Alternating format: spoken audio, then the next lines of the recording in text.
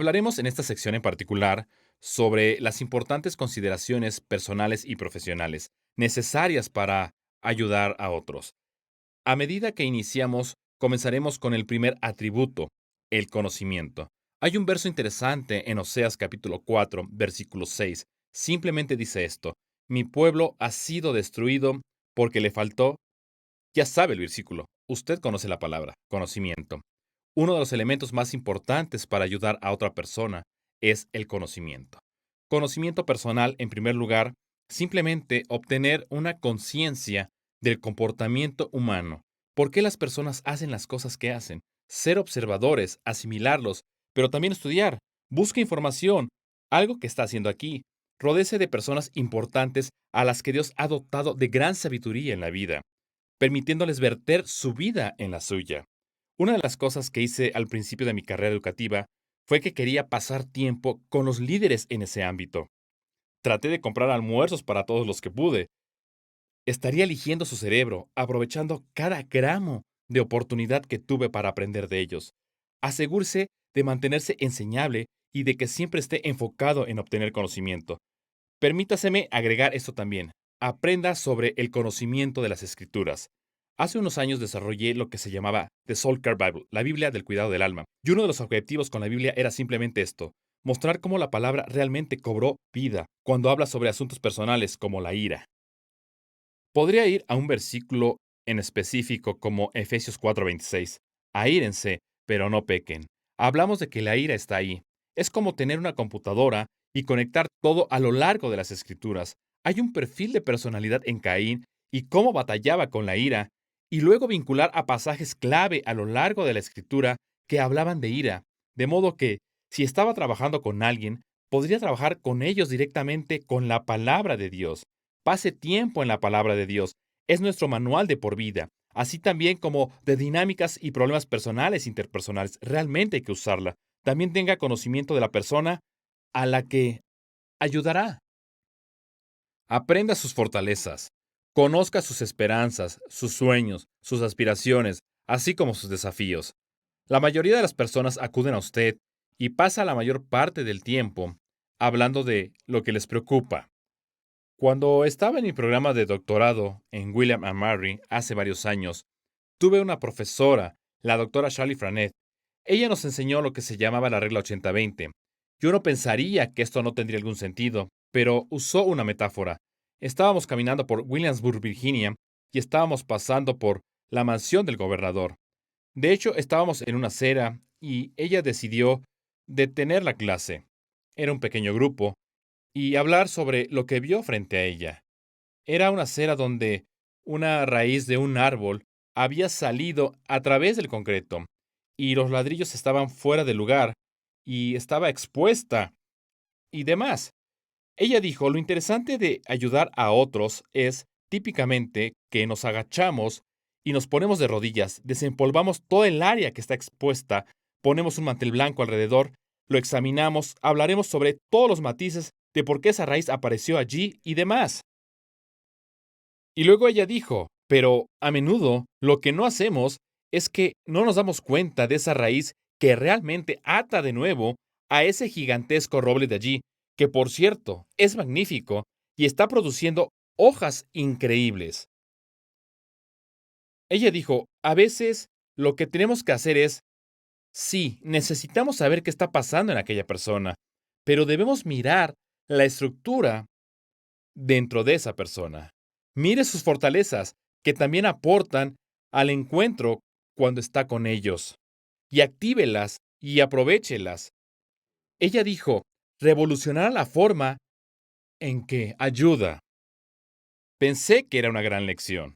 Por cierto, ayude a otros a establecer objetivos claros para el cambio, que aquellos reflejen sus valores piadosos que les pertenecen, objetivos que, por cierto, son factibles. A veces establecemos objetivos que están tan lejos que nadie puede alcanzar esos objetivos. Establezca cosas que sean alcanzables. Una de las cosas que he aprendido acerca de ayudar a otras personas es que el éxito genera éxito. Y por lo tanto, si puede lograr que alguien dé un paso o dos en la dirección correcta, están disfrutando y valorando lo que sucedió. Pueden aprovecharlo. Crea impulso en ellos. Además, Cuando esté ayudando a esa persona, asegúrese de llevarlos de vuelta al núcleo de lo que se trata la vida.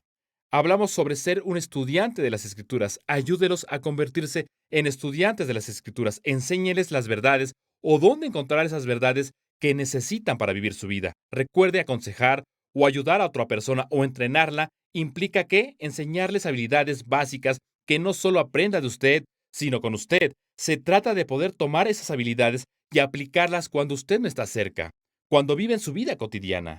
Si lo hace, le diré que crea una gran forma de vida. Ayude a otros a traducir su cambio actual en principios para el aprendizaje a lo largo de toda su vida, dejándolos capaces de continuar su crecimiento después de la consejería. Eso es exactamente de lo que estaba hablando. Es ese plan el que les permite continuar perpetuando una nueva forma de vida. Cuando haces esas cosas, les das el regalo de la vida. Se remonta a un viejo adagio. No sé si ha escuchado esto antes, pero dele un pescado a un hombre y lo alimentará por un día. Enséñale a pescar y lo alimentará de por vida. Ese es el principio aquí. Nuestro objetivo es activar en esa persona, en esta persona y en esa persona lo que es necesario para crear una vida sana y sostenible, una vida nueva. En Colosenses capítulo 1 versículo 9, el apóstol Pablo estaba orando por aquellos en la iglesia de Colosas, para aquellos que, para que crecieran en Cristo, se llenaran de sabiduría espiritual y luego, finalmente ellos, en capítulo 1 versículo 28, a fin de presentar perfecta en Cristo Jesús a toda la humanidad. Lo compartí con ustedes antes. Fue una gran cita de un querido amigo mío, el doctor Frank Minir. Lo hizo al entrar en la vida de las personas. Él quería darles una amplia oportunidad para que pudieran madurar en Cristo. Comience, en primer lugar, ganando conocimiento. En esta consideración sobre temas personales, profesionales y de ayuda, la habilidad es un componente muy crítico para ayudar a mover a las personas a lo largo de este camino. Ayudar a las personas a crecer en Cristo generalmente mejora a medida que lo hace más y más en la vida de otras personas, como parte de su vida, a medida que se vierte en ellas. Permítame decirle esto, no tiene que estar entrenando como un profesional para comprender algunos de los problemas y cómo desafiarlos en Cristo. Déjeme decir esto, siempre sea un estudiante, sea siempre un estudiante de la sabiduría y el conocimiento, adquiera habilidades que le ayuden a facilitar eso. Comencemos con el primero, aprenda a escuchar bien. Significa escuchar a otros con precisión, sin distorsionar sus percepciones con nuestros propios juicios. Si va a escuchar a alguien, debe asegurarse de que no está pasando por su filtro de vida personal. Este es uno de los errores clave que a menudo cometemos. Atribuimos motivos o una comprensión con base a nuestras propias experiencias de vida. Escuchar bien significa que está en sintonía con esa persona y sabe de dónde viene.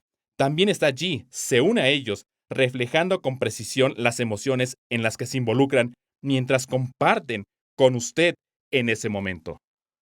Eso significa que ese aspecto de sintonía tiene que entrar directamente y tiene que ver casi con los ojos de su corazón en la vida de ellos.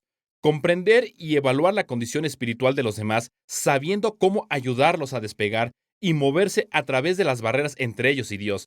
Parte de eso, nuevamente, solo regresa a, recuerda ese versículo en Proverbios que dice, el corazón revela al hombre. Cuando entiende los problemas del corazón, también puede ver la conexión o la falta de esta, incluso la falta de confianza en Dios en ese momento. Deles, por ejemplo, una palabra correcta en el momento adecuado y también aprender a guardar silencio.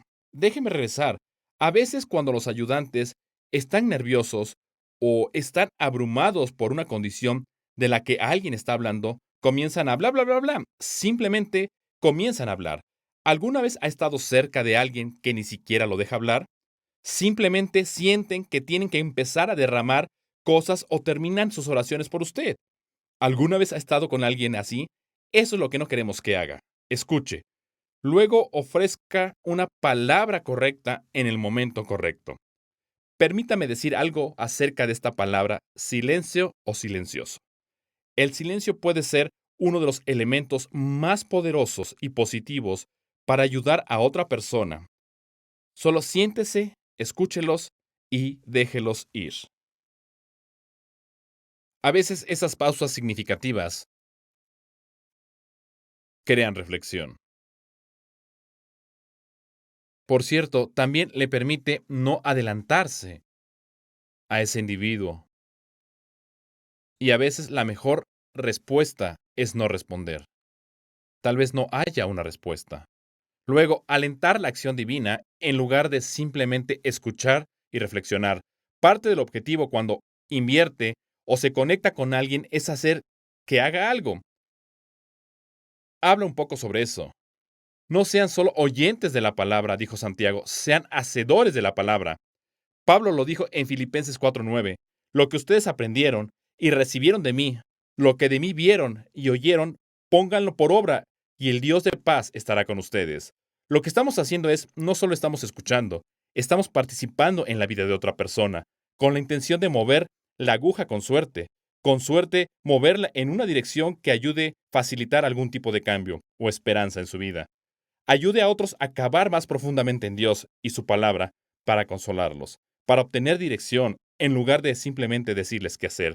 Eso se remonta y es el tema general del que estamos hablando aquí. No se trata solo de dar consejos, se trata de enseñarles cómo pensar, enseñarles cómo sentirse y cómo responder en ciertas circunstancias y situaciones.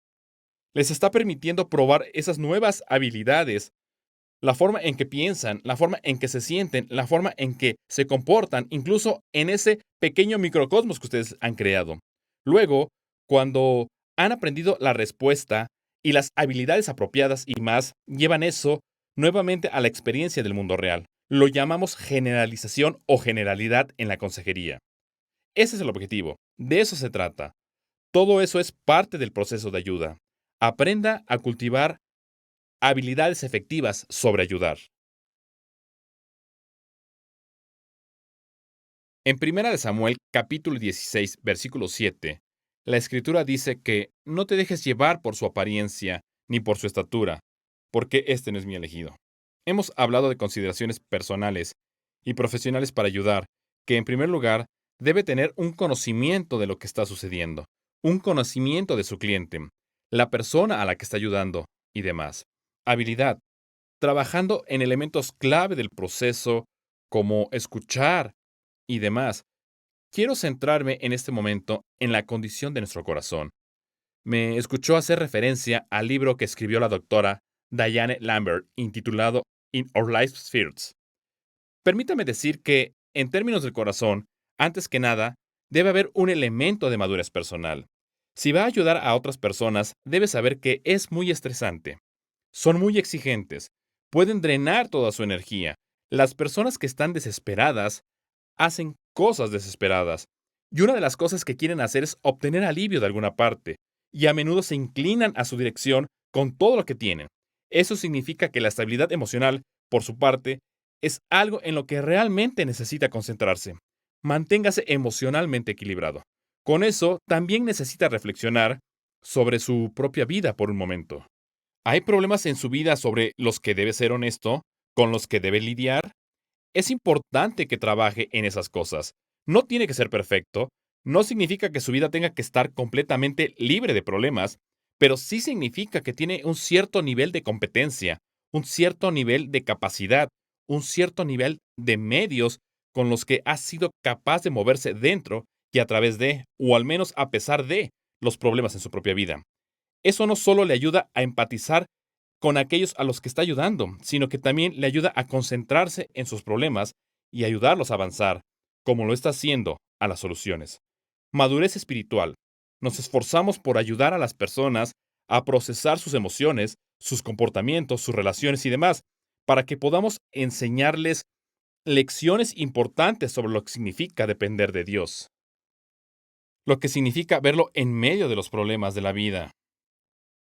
También necesita tener un conocimiento práctico de las Escrituras, ya que pienso en su corazón.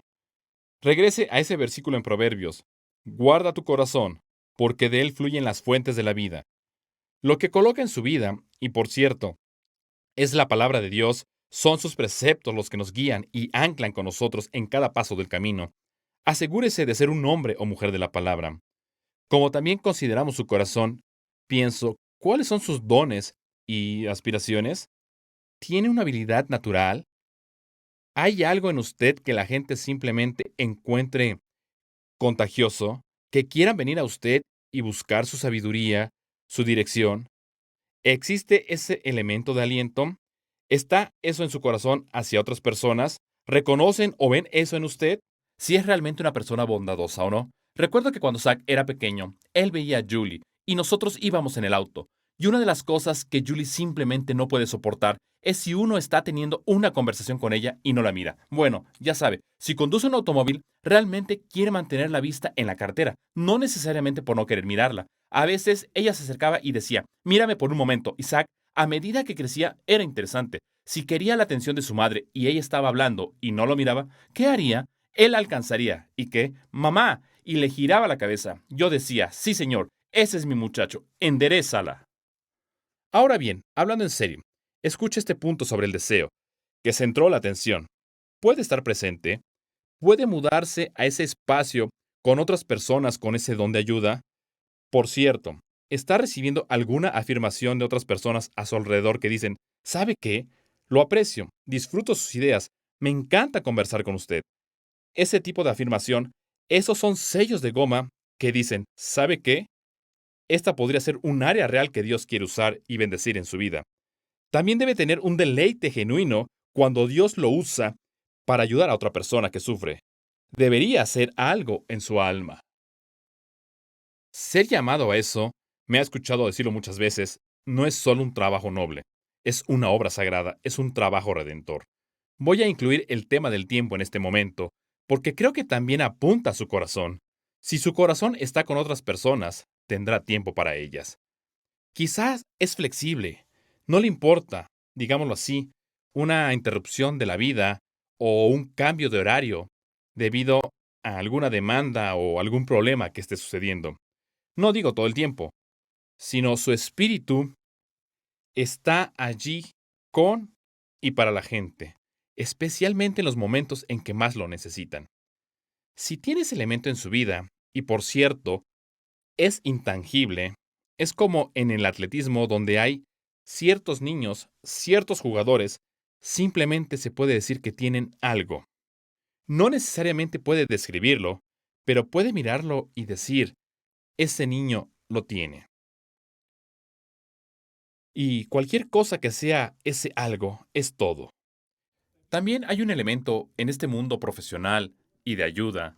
Hay algo acerca de usted y de involucrar a otros que alguien lo mira y dice, él o ella tiene algo.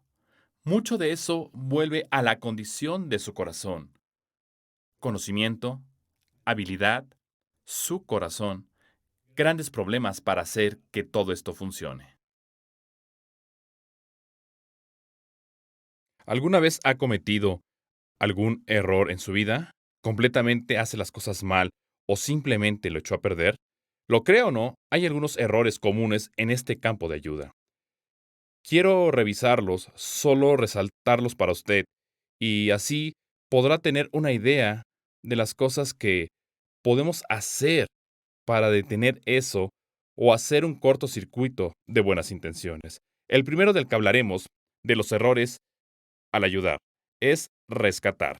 Esto quiere decir entrar con la idea de que el objetivo es simplemente sacarlos del fuego. ¿Es necesario eso a veces? Claro, pero si cree que su trabajo es entrar, hacer un cortocircuito, cuidar y arreglar una situación, eso no ayudará a nadie. Eso es solo ocuparse de algo y, por cierto, enseñarles a ser dependientes, no independientes o interdependientes. Un segundo punto es la excesiva sinceridad y transparencia. Algo que sucede a menudo, especialmente con los consejeros y facilitadores principiantes, es la idea de hablar demasiado sobre su vida personal. Hablar muy abiertamente o ser demasiado transparente sobre temas, tal vez de su vida, que ese cliente ni siquiera necesita saber. Algo interesante es que debe haber una sensación de haber encontrado el camino, algo que sea creíble para su cliente. Si estoy cerca de alguien y pienso, está bien, entienden esto, ellos lo lograron, han podido trascender de este problema en su vida, tienen algunas ideas y sabiduría, pero si me vuelvo demasiado ordinario y comparto demasiado de mis cosas con otras personas, lo cual es bastante común hoy en día. Oiga, tengo problemas, usted tiene problemas. Ese tipo de mentalidad, incluso en el ministerio, comenzará a socavar su posición de autoridad y su credibilidad. Así que tenga cuidado con la divulgación. Debería compartir a veces, seguro. Debería ser transparente, seguro. Incluso en el modelo de AA o en Alcohólicos Anónimos, tiene un líder que, por cierto, una persona que puede liderar un grupo, ha luchado contra el alcoholismo.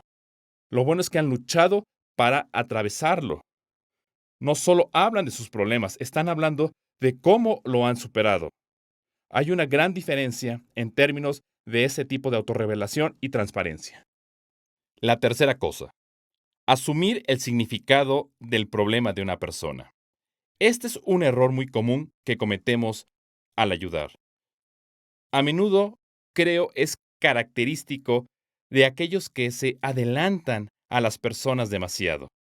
No tienen tiempo para escuchar, que realmente no pueden atender bien a un cliente o alguien que está frente a ellos.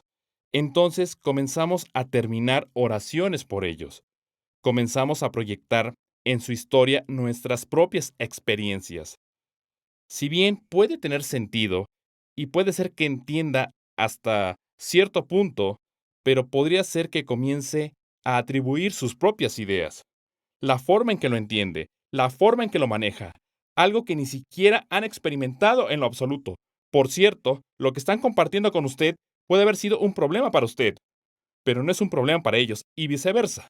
Entonces, cuando proyecta su asumir el significado en alguien, realmente esto es lo que hace, le roba su historia. Y a veces le roba la oportunidad de que comprendan su propia historia. El siguiente problema es un error común, llegar al pánico. Lo veo mucho, aterrorizarse. Recuerdo que supervisé a varios terapeutas principiantes para obtener su licencia profesional. Una de las cosas por las que se ponían nerviosos, a menudo me hacían una terapia conjunta, es cuando una sesión de consejería se pone tensa o si alguien se inquieta, tiene muchas emociones y cosas que la envuelven, o la gente comienza a hablar sobre posiblemente quererse quitar la vida y suicidarse. No es que esas cosas no sean situaciones serias, pero si se siente abrumado y queda atrapado en el pánico o en el caos que está sucediendo, en realidad participa en lo que está pasando en la vida de esa persona. Debe ser un ancla, debe ser un punto de elemento en la vida para que puedan regularse en torno a eso. No tiene que ser una roca absoluta, pero una de las cosas que no quiere hacer es perderse en el caos de lo que está sucediendo. Rompiendo el silencio. Romper el silencio es solo una cuestión de si puede o no sentirse cómodo en situaciones difíciles o tensas. Me escuchó decir antes que el silencio es oro. Suena como una vieja canción de los 60, ¿verdad? Eso es cierto, pero romper el silencio aquí es que no necesariamente se abrume con ello. A veces es el ingrediente más poderoso para facilitar el pensamiento, la percepción y el cambio adicional. El siguiente es ceder ante los clientes exigentes, las personas que están allí. A veces trabajamos con personas que tienen un poco más de energía o ganas que nosotros. ¿Alguna vez ha estado cerca de alguien que simplemente controla el lugar, la audiencia, de forma constante? Puede obtener clientes que, por cierto, solo golpean y golpean y golpean. Son implacables. Realmente no necesariamente están tratando de cambiar. Están tratando de controlar la situación y si cede a sus demandas, en realidad se convierte en parte del problema que está sucediendo en su vida. Los límites son saludables, incluso en el proceso de ayuda. No, vamos a parar.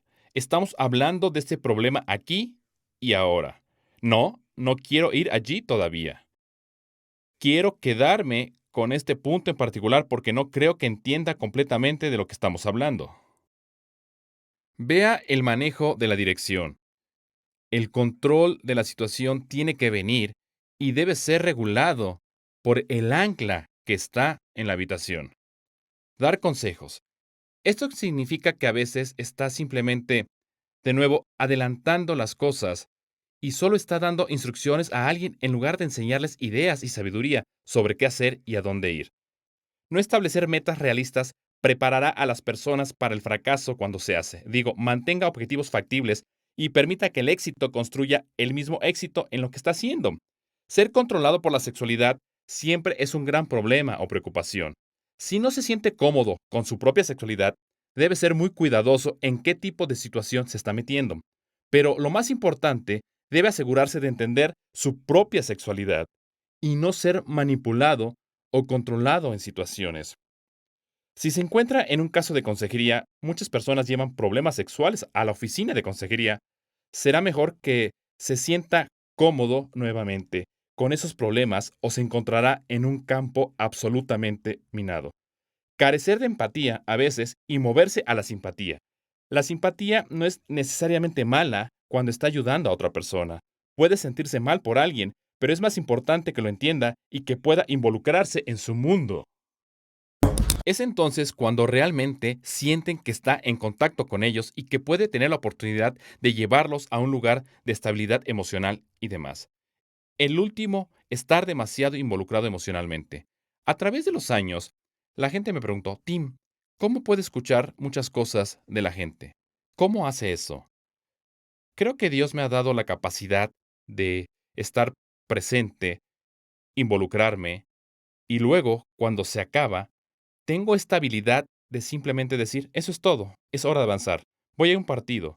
Si se involucra demasiado emocionalmente, probablemente podría llevarlo al estilo de apego ambivalente y demás, donde realmente se trata de la incapacidad de regular mis emociones. Se abruma demasiado, se compromete demasiado, o lo que sea. Esto puede comunicar todas las cosas equivocadamente. Por cierto, si asume demasiada responsabilidad, entonces no entiende de qué se trata su objetivo, o la verdadera esencia de lo que está tratando de hacer. Está intentando precipitar una oportunidad de cambio. No puede cambiar a nadie. Déjeme decir esto otra vez, no puede cambiar a esa persona. Ellos tienen esa responsabilidad, por lo que solo puede ir tan lejos como eso. Mantenga sus emociones bajo control. No se involucre demasiado en el proceso. ¿Podemos cometer errores al ayudar? Claro que sí. ¿Lo hacemos? Así es. El objetivo es aprender más sobre lo que son y cómo manejarlos para que podamos ser ¿qué? Más efectivos para administrar a las personas que nos necesitan y que necesitan ayuda en ese momento.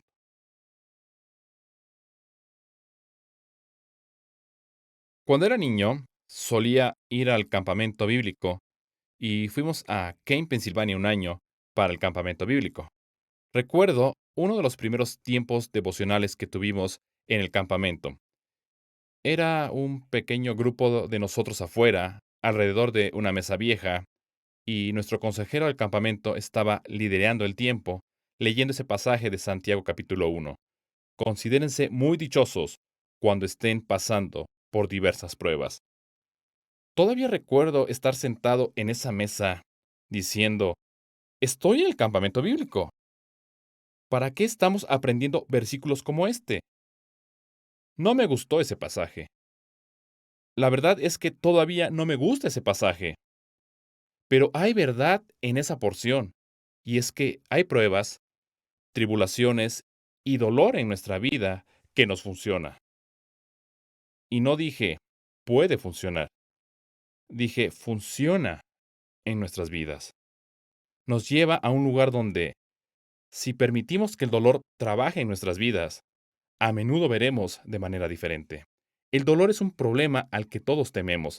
Es como la ira. Los padres odian la ira en sus hijos y a menudo no dejan que sus hijos se enojen. Pero uno de los mejores regalos que puede darles es enseñarles cómo estar enojados y no pecar, cómo manejar su ira.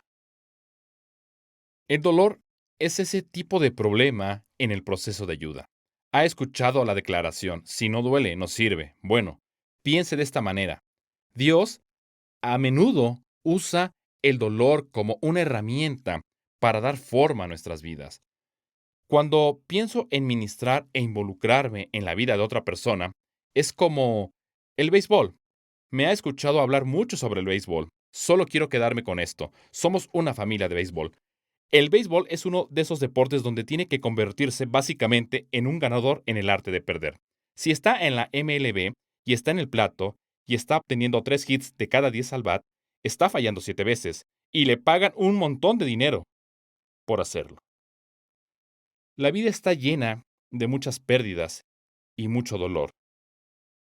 Dolor opresivo y paralizante. Lo entendemos. Necesita ser aliviado. Necesitamos ayudar a las personas porque eso puede ser abrumador en su vida. Pero una vez que pueden pensar con claridad, el objetivo es aprender. Tiene que aprender del dolor en lugar de evitarlo. C.S. Lewis dijo una vez que el dolor era el megáfono de Dios para llamar nuestra atención. ¿Recuerda ese pasaje en el Antiguo Testamento? Dios literalmente tiene que quemar sus campos de cebada para llamar su atención. Su cincel y martillo a menudo están trabajando en nuestras vidas para darnos la forma que Él desea. Odio el tema del dolor, realmente sí, pero he aprendido a ver cómo es su gracia salvadora a menudo en nuestras vidas. Necesitamos, por cierto, asignar la responsabilidad apropiada por el dolor en nuestra vida. ¿Por qué está sucediendo? ¿Qué está pasando en nuestra vida? ¿Por qué esto está aquí? A medida que lo entendemos, podemos tomar las decisiones correctas para ayudarnos a superarlo o entenderlo. También, a medida que entendemos el dolor, debemos evitar la mentalidad de la víctima. Si tiene una mentalidad de víctima, siempre tendrá una mentalidad de víctima. Va a culpar a todo lo demás y nunca aceptará la responsabilidad. Me escuchó hablar de eso antes en la conferencia sobre el cambio para superar la culpa, la autocompasión, la pasividad, todo lo que nos encierra y nos mantiene prisioneros en nuestra vida. También debemos tomar medidas enérgicas para cambiar nuestra dirección, a fin de cumplir con el llamado de Dios. Y eso simplemente significa que debemos presionar y mantenernos mirando al autor y al consumador de nuestra fe. ¿Es difícil de hacer? Sí. Nos confundimos a veces cuando parece que Dios no solo nos está quitando algo que parece tan despiadado en nuestra vida. Claro que sí. Si esperamos, si vemos esto en algún lugar, es como mi madre, todavía puedo oírla cantar este viejo himno. En algún lugar, detrás de las nubes, el Hijo. Y ella diría, el Hijo siempre está brillando. Nos verá a través de eso. Aprenda a asegurarse de que no se pierda en esta vida el dolor y no permita que el dolor dicte lo que está haciendo mientras ministra a otra persona su vida. Nuestro objetivo no es vivir una vida libre de dolor. Claro, tanto como sea posible, sí, pero que sea una herramienta para acercarnos a Dios, no alejarnos de Él.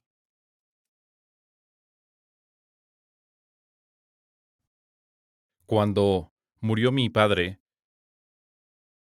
unos 30 días después, empaqué mi automóvil y me fui.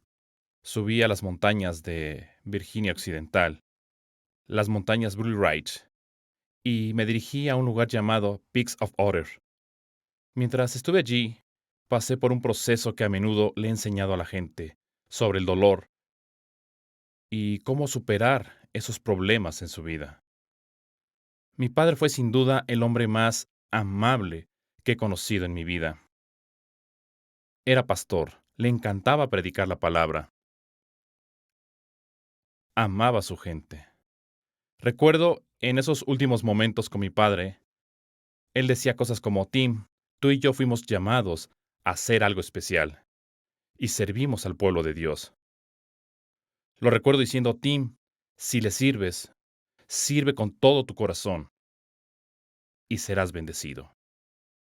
Recuerdo que justo antes de morir me dijo, Tim, iré al reino de nuestro Dios. Estaba hospedado en el Hotel Omni en Atlanta, Georgia. Estaba viendo mi celular y me di cuenta de que era una llamada de mi padre, lo que nunca quise recibir. Le dije, papá, sé que nos lo dijiste desde que éramos pequeños. y le dije, voy a ir a verte.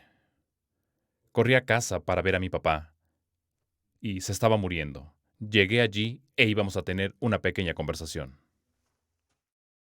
Solo él y yo, tomados de la mano. Mi padre dijo, Tim, sabes que es por él, es decir, por Cristo. Voy a verte de nuevo, hijo.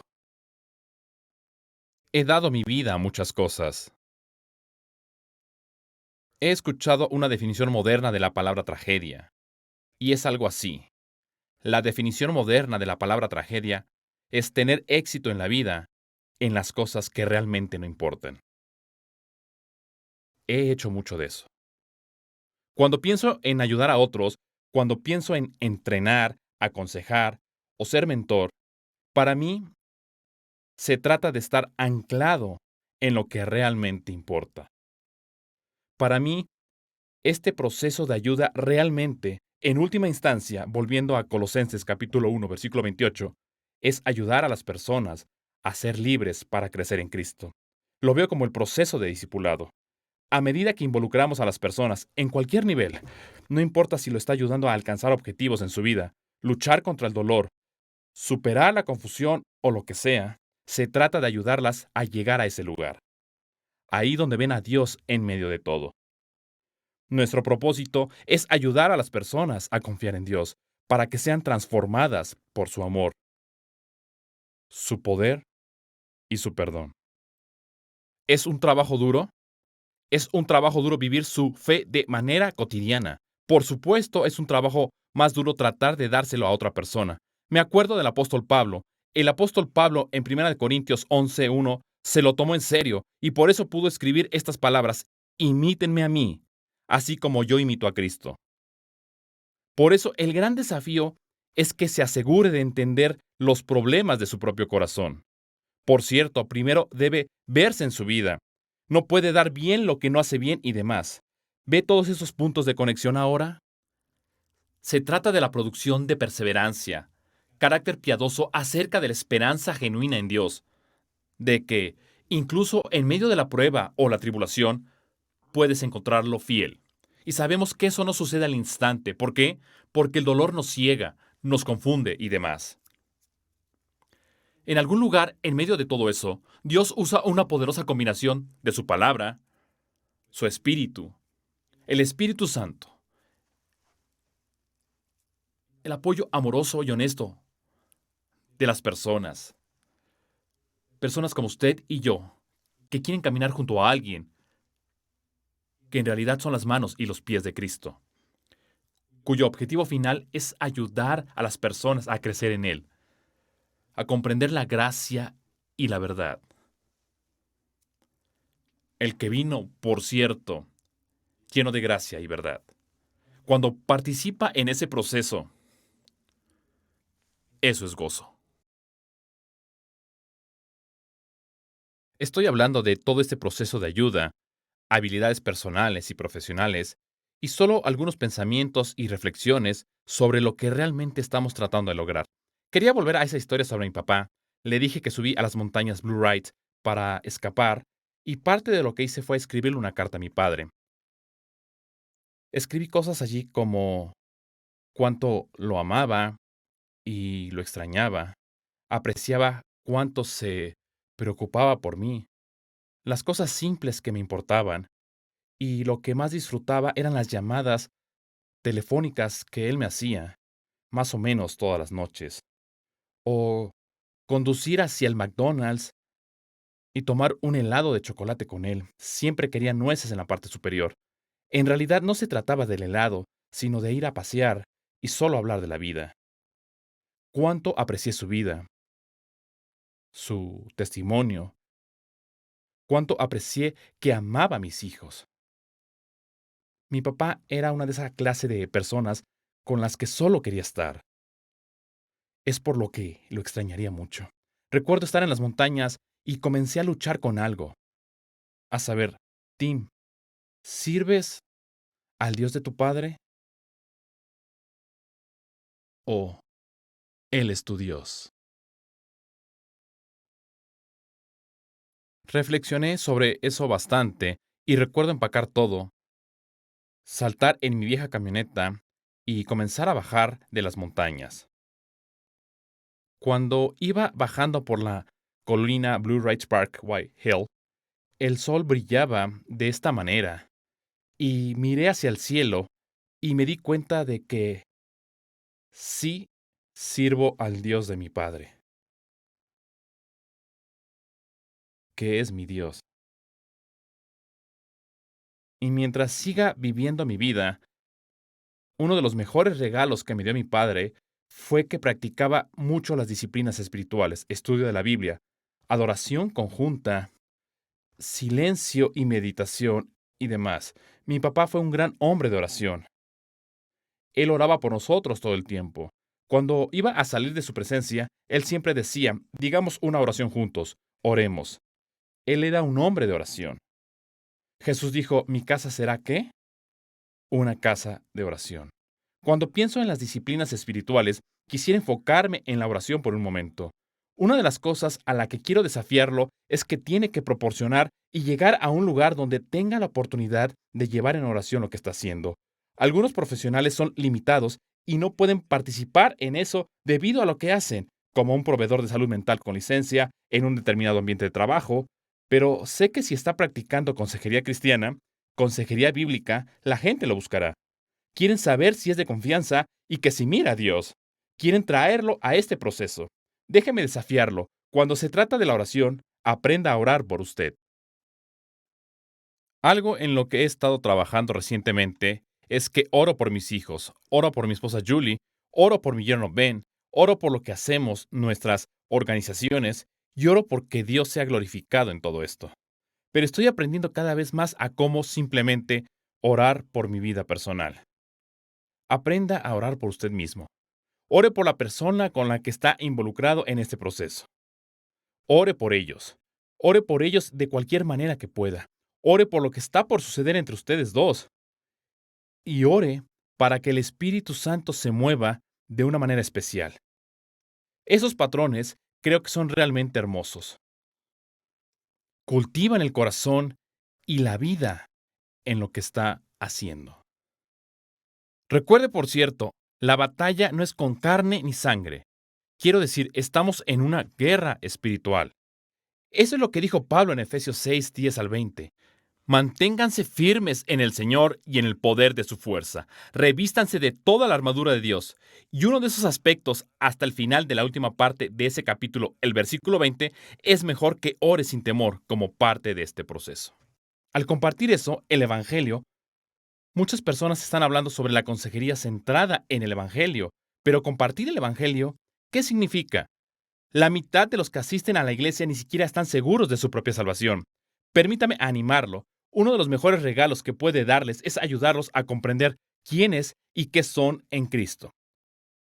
Déles la libertad de saber que pueden. ¿Qué? Saber que nacieron de nuevo, que son salvos. Y por cierto, a menudo se les atrapa tanto como se les enseña. La gente ve esa confianza, esa audacia, lo que usted cree. Vívalo frente a ellos. Ellos quieren eso. Sean ejemplos de eso para ellos. Aprenda en quién y en qué confía esa persona. Y también, por cierto, hay diferentes maneras de guiar a alguien al Señor. Busque Romance Roots. Familiarícese con el ABC, las 4 leyes espirituales o lo que sea. Solo téngalo como un ancla en lo que está haciendo. Cuando le da el regalo de Dios, no hay mayor regalo.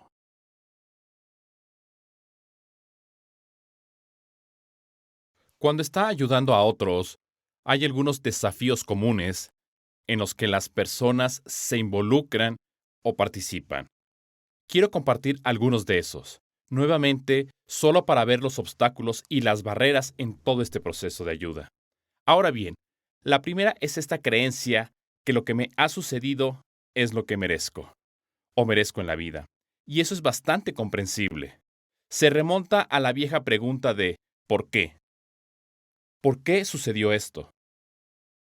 Tratando de responder a eso, a veces es porque hemos hecho algo mal, pero a veces ni siquiera hay una explicación. No tenemos idea. Y cuando las personas se tragan ese dolor, cuando aceptan la idea de que esto es lo que se merecen, la verdad es que al final del día, si todos obtuviéramos lo que merecemos, ¿dónde estaríamos realmente? Un segundo problema. Muchas personas interiorizan su dolor y enojo.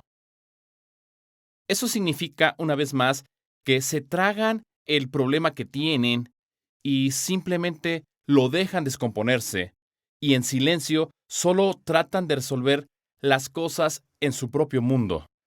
Y lo que hace también es que a menudo lo minimizan y no pueden ver. Se consumen por lo que está sucediendo en su vida o alrededor de ellos y se pierden en ese mar. Entonces, ¿qué tiene que hacer para ayudarles? Es como, ¿recuerda cuando hablé sobre esa teoría de la depresión? Era una teoría sobre el desapego y la forma de superarla era una teoría de compromiso. Cuando las personas se interiorizan y toman todo esto en sí mismos, necesitan una forma de exteriorizarlo para sacarlo a la luz. Fue como esa conversación que tuvimos, que tomamos el pecado y lo ocultamos en las partes más oscuras y profundas de nuestro corazón, y cuando lo confesamos, lo sacamos a la luz. El tercer problema. Muchos de los que han sufrido tiempos prolongados de dolor en la vida, la vergüenza a menudo se vive a diario con mucha culpa opresiva, sentimientos y pensamientos.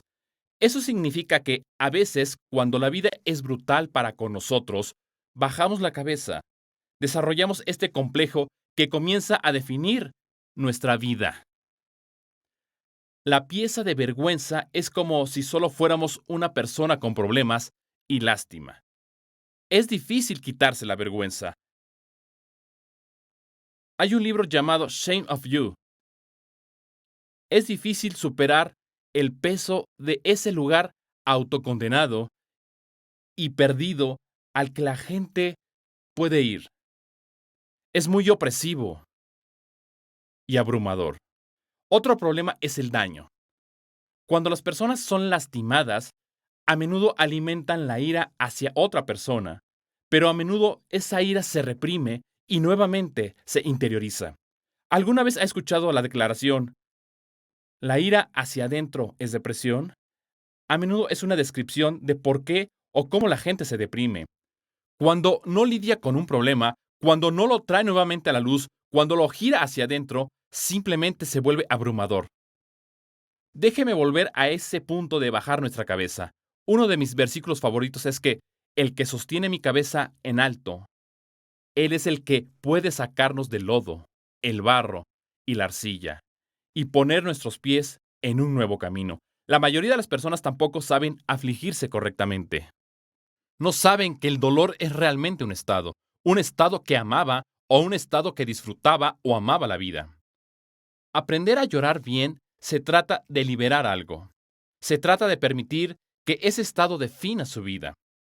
Es una habilidad, por cierto, que debe aprenderse para la sanidad emocional y espiritual. Cuando pasa por una pérdida, cuando la vida no es como se supone que debe ser, está bien sufrir y llorar. Y cuando permitimos que eso se derrame de nosotros, podemos liberarlo. Tal vez podamos perdonar, podamos seguir adelante, podamos poner un puente sobre lo que está sucediendo en la vida. Si no se toma el tiempo de escuchar eso, esos problemas, si no se toma el tiempo de ver esos problemas en la vida de otra persona, es probable que no pueda ayudarlos a liberarse y guiarlos al dador de vida. Ese es el objetivo cuando tratamos de ayudar a las personas a través de esos momentos oscuros, esos tiempos oscuros en su vida.